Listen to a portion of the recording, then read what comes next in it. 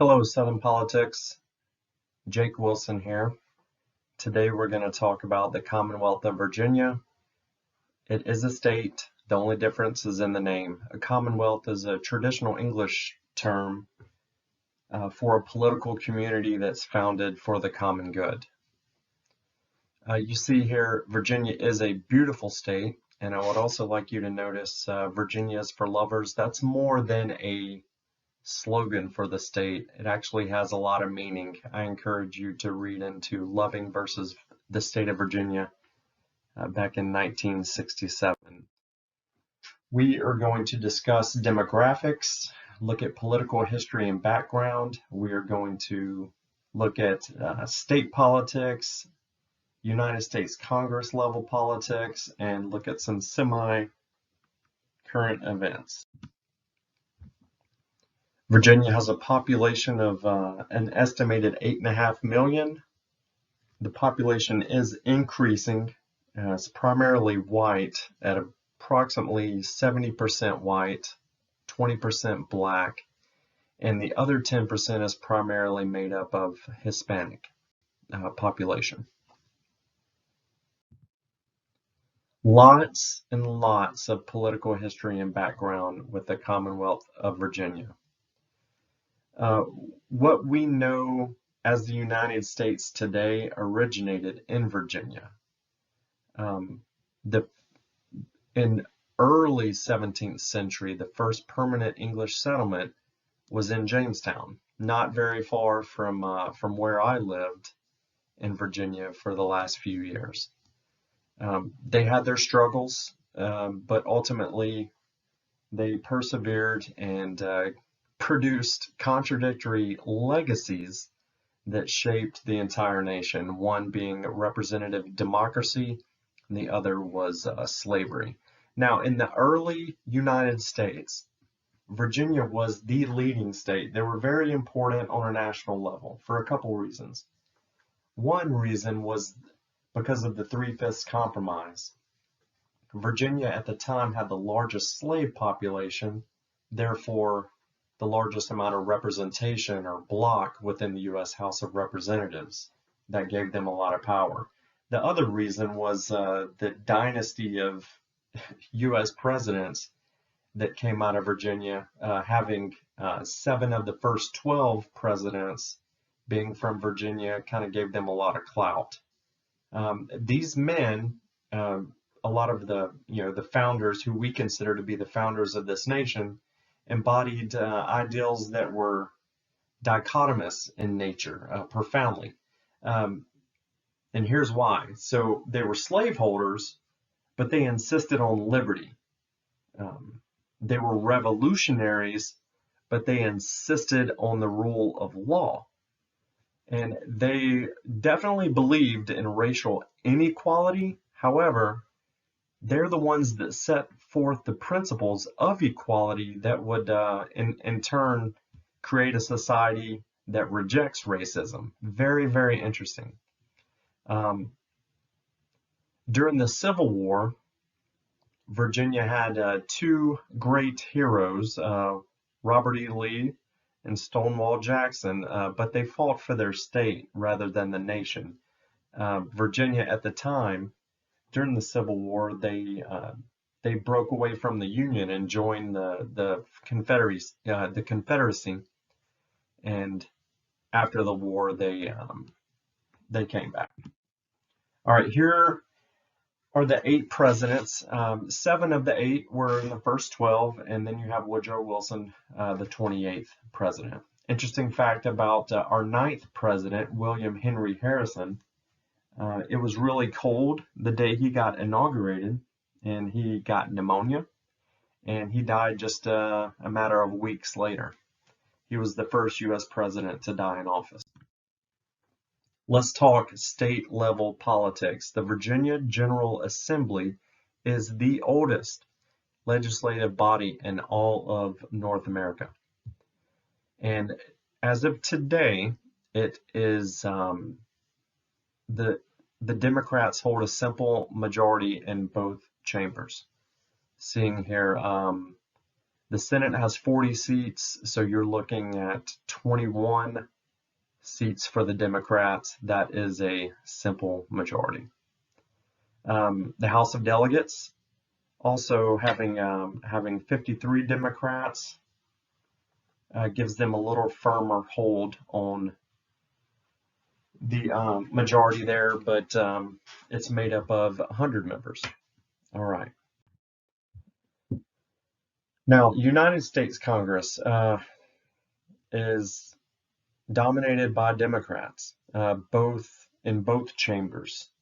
Starting with the U.S. Senators, Mark Warner and Tim Kaine, both of them have been previous governors of Virginia.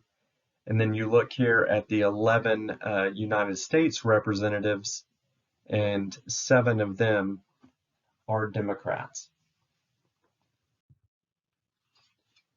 All right, so how did we go from red to blue? So looking up here, it's probably fairly clear for you, but this is Washington, D.C., so this is Northern Virginia. This is just a snapshot of one part of the state of Northern Virginia.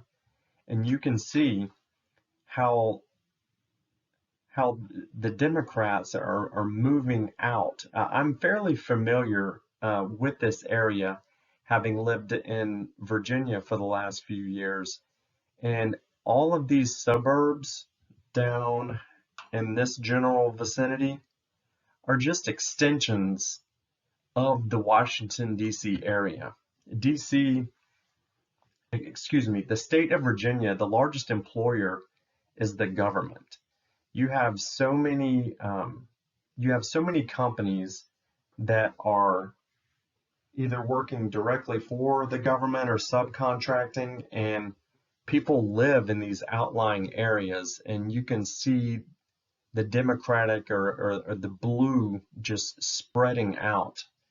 And this is not the only area of Virginia, but just one portion I wanted to highlight for you. And that's just a matter of 4 years. And again, this is at the state level. That's representation within the Virginia politics, excuse me. Okay. Now, so in the 1980s, that was considered to be the heyday for Democrats in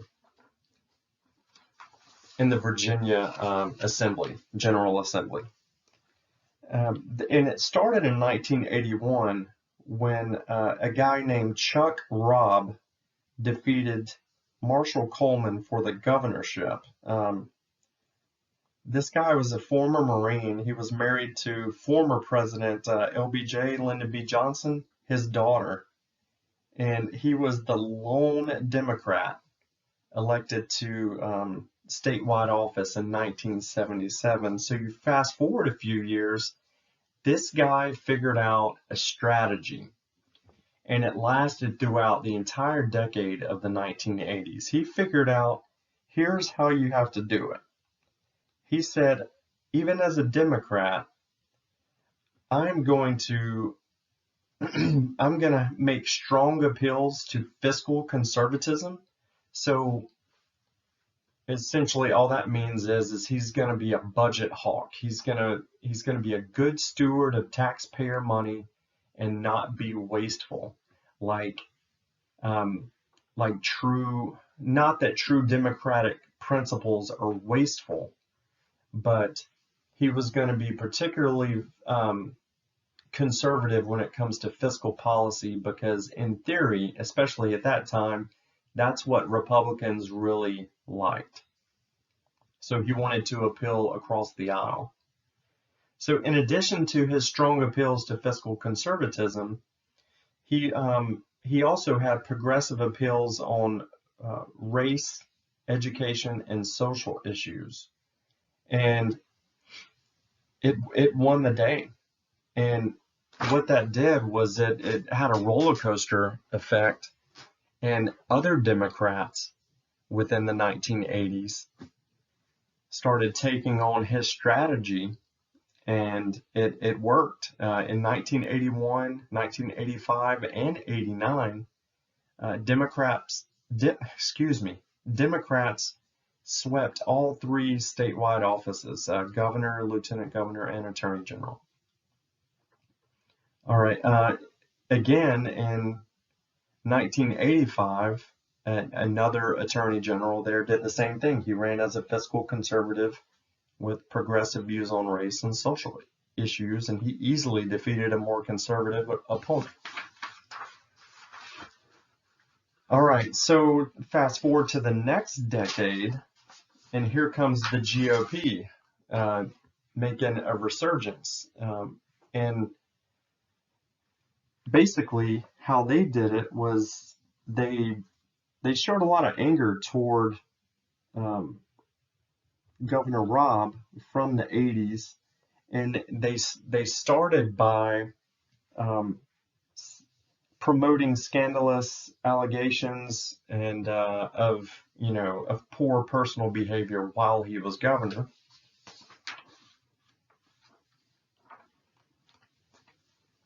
And then in 1992, excuse me, when President Clinton was elected, there was this wave of Democrats that swept the nation.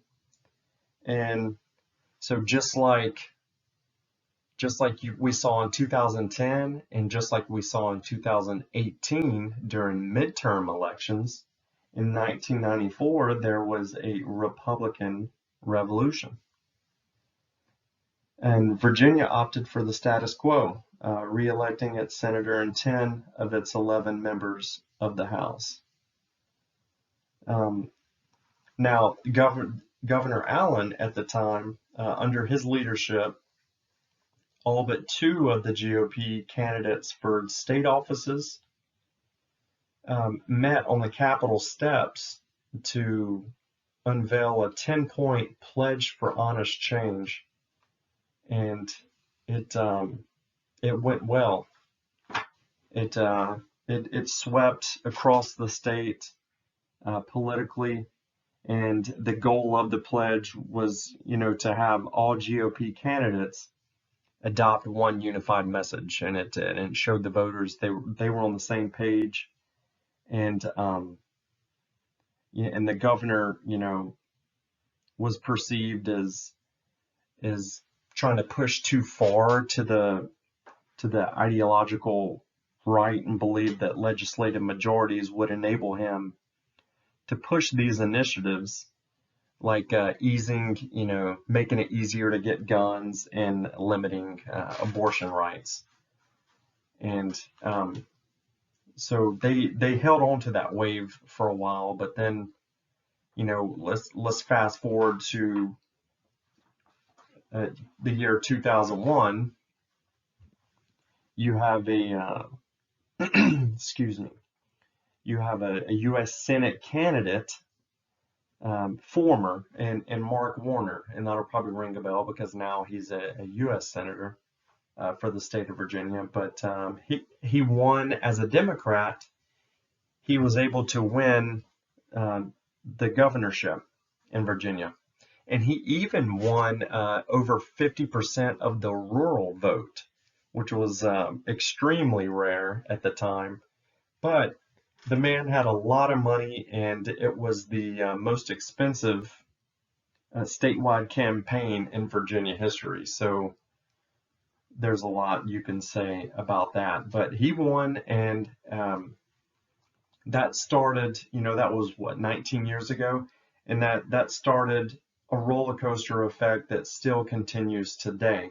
Now, the last 3 presidential elections have all of the pundits saying that Virginia's blue. And in fact, it's not even considered a battleground state anymore, like it was in 2008 and 2012, when President Obama actually enjoyed a fairly comfortable victory in the state of Virginia.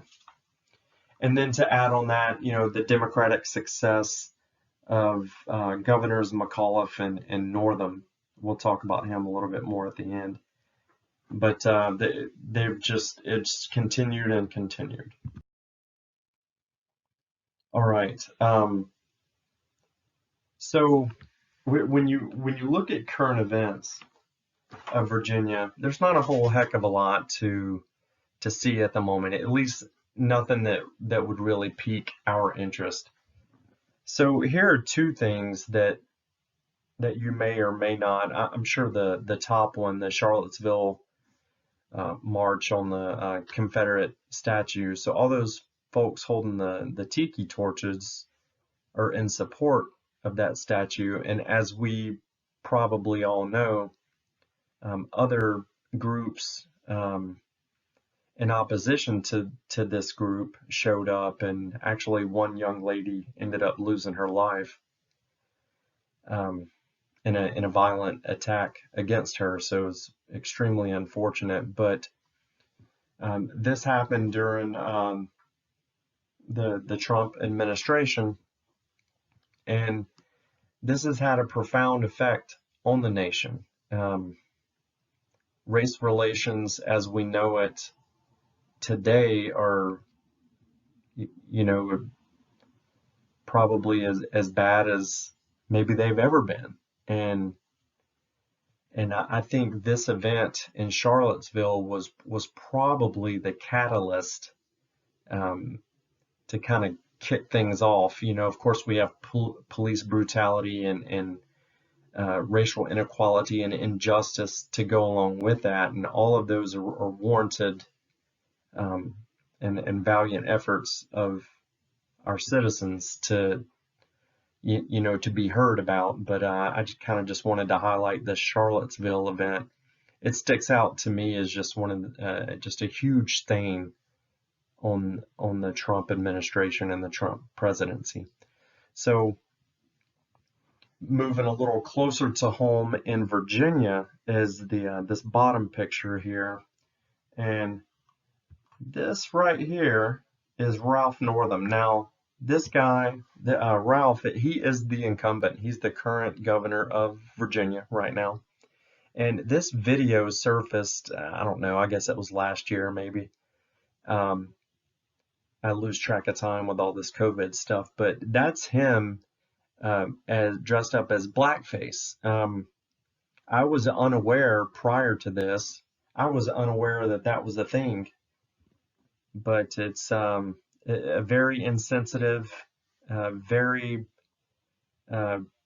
crazy thing to do. Is to a lot of white guys used to dress up like it was called blackface. They would paint their faces black, and they would try to act like a black person, I guess. I don't really understand all the context of it, but anyway, when this video surfaced, or picture surfaced of him from an old like college year annual or yearbook, whatever you call it, most of the Virginia delegates were calling for his resignation, but it didn't happen. Now he's still the incumbent, and I think he's got quite a bit of time left in office. Okay, questions.